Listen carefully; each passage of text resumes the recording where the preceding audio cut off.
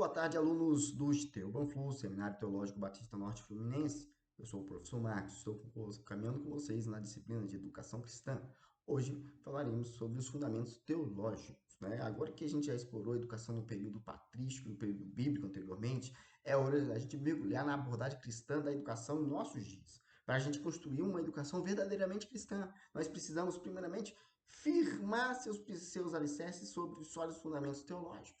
Afinal, a teologia não é apenas um estudo abstrato sobre Deus, ela é a lente pela qual nós compreendemos a realidade, o ser humano e o propósito da educação.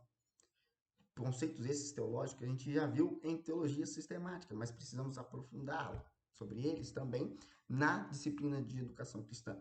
Né? Um dos preceitos muito importantes que nós devemos ter conhecimento para desenvolver uma educação cristã com uma base sólida é sobre a natureza de Deus como educador, criador, sustentador e redentor.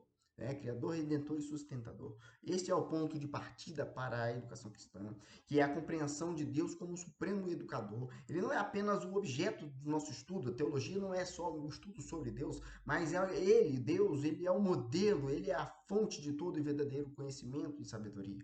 Deus é o criador, é o design, Deus criou o universo, criou a humanidade com propósito e inteligência. Toda a criação é em si uma revelação de sua glória, da sua ordem, de uma ordem que oferece lições sobre sua natureza, como está descrito em Romanos 1:20.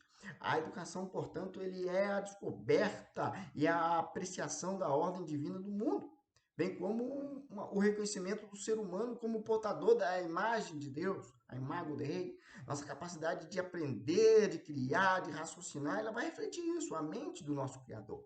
Porque Deus, ele, além de criador, design, ele é o nosso redentor e mestre. A entrada do pecado na humanidade, ele distorceu essa imagem, a imagem de Deus, distorceu a capacidade humana de conhecer a verdade plenamente. A educação cristã, então, ela reconhece essa realidade, ela aponta para Jesus Cristo como mestre e redentor.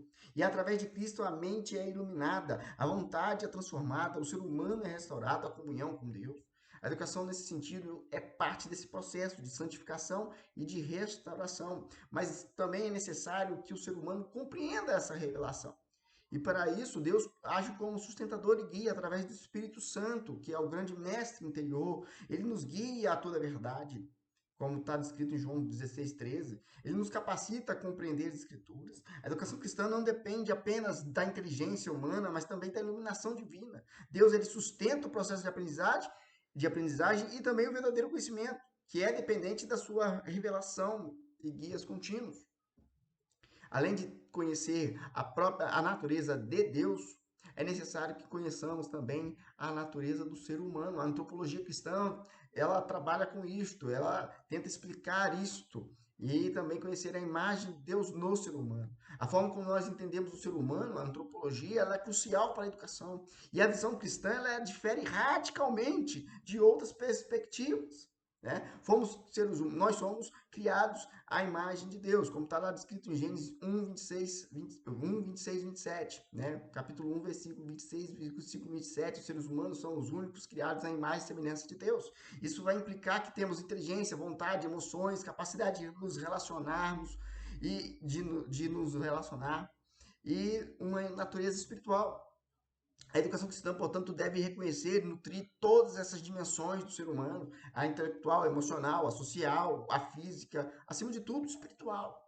Né? E para entendermos isso, temos que entender, reconhecer, através da antropologia, a gente trabalha sobre isso, a gente reconhece a realidade do pecado, a sua influência corruptora em todas as áreas da vida humana, incluindo a mente, a vontade, né? Como está descrito em Romanos 3:23, todos os pecados destituídos estão da glória de Deus. O pecado, ela afeta a nossa capacidade de pensar claramente, de amar verdadeiramente, de viver de acordo com a vontade de Deus. A educação cristã, portanto, não pode ser ingênua sobre a bondade intrínseca do aluno, não, mas deve considerar a necessidade de redenção e transformação. O ser humano, ele tem uma natureza pecaminosa.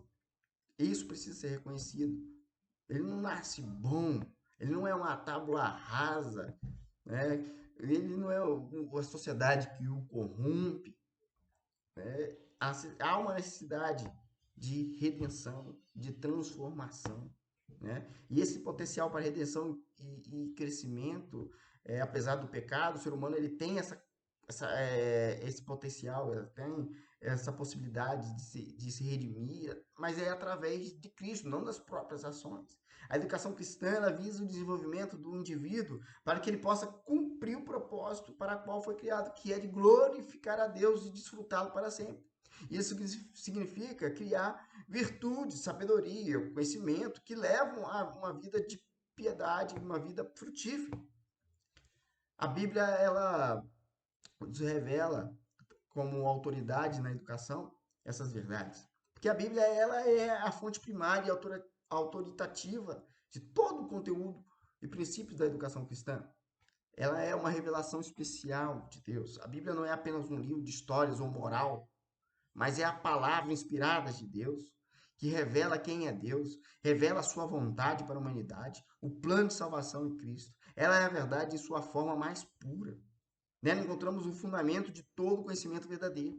Para o cristão, a Bíblia é a lente pela qual todo conhecimento é interpretado. Ela oferece a cosmovisão necessária para entender o universo, a história, a moralidade, o sentido da vida. A educação cristã não apenas inclui a Bíblia, mas parte dela para fundamentar todas as outras disciplinas. Ela é um guia para a vida e prática. A Bíblia fornece princípios práticos para todas as áreas da vida, relacionamentos, ética, finanças, trabalho, justiça social. Ela vai equipar o crente para toda boa obra. Isso implica uma formação holística para viver e de toda forma que agrade a Deus, ou seja, uma formação completa para poder viver e agradar a Deus em todas as esferas. E o papel do Espírito Santo é importantíssimo nesse processo de aprendizagem. O papel do Espírito Santo na educação cristã é indispensável e é sobrenatural. O Espírito Santo, nos ilumina a compreender a palavra. O Espírito Santo é que nos ilumina a mente, que compreende as verdades espirituais da palavra de Deus. Sem sua obra, as verdades divinas permanecem incompreensíveis para a mente natural. Ele convence o homem do pecado, da justiça e do juízo, João 16, verso 8, que vai levar o ser humano ao arrependimento e à fé.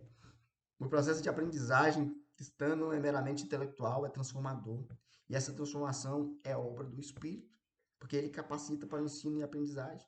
O Espírito Santo concede dons espirituais, incluindo o dom de ensino, capacitando educadores a transmitir a verdade de forma eficaz. Ele também capacita os alunos a receber e internalizar essa verdade.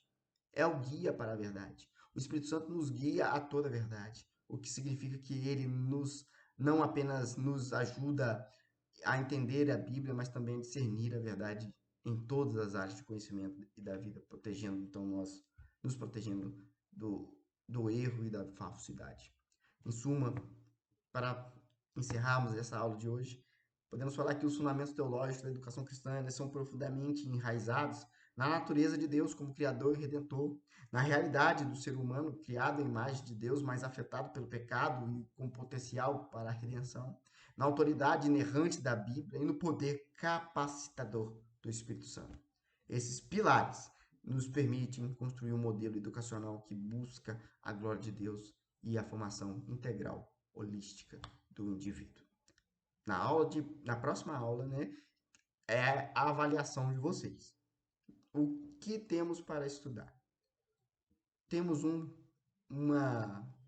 algumas atividades já postadas na plataforma.